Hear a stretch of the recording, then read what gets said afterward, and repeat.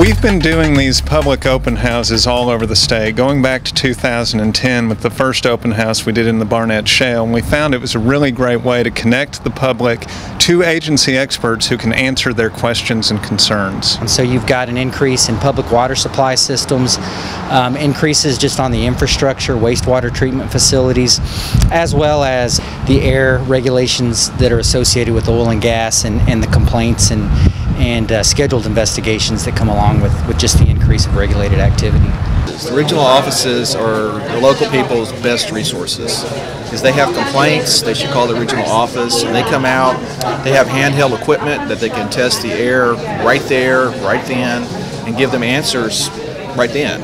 We use an octopus gas finding imaging camera, which is a piece of equipment that uses technology that allows us to see volatile organic compounds. It appears as smoke, so it allows us to see if there's any issues with valves, deep hatches, or auto valves, flares. It allows us to see if there's an issue there, if there's any leaks.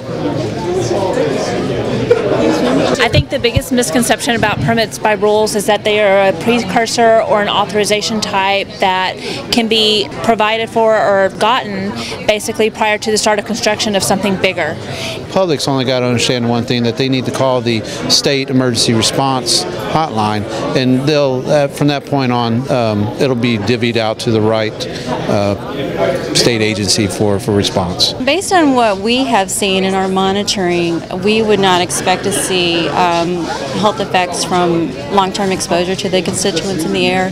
What we have seen have been more odor nuisance conditions, and that's been verified by both the citizens and our investigators in the field. So we use the information we get from these events to develop guidance documents and tools that we can post on our oil and gas website to make sure the information we have up there is what people need.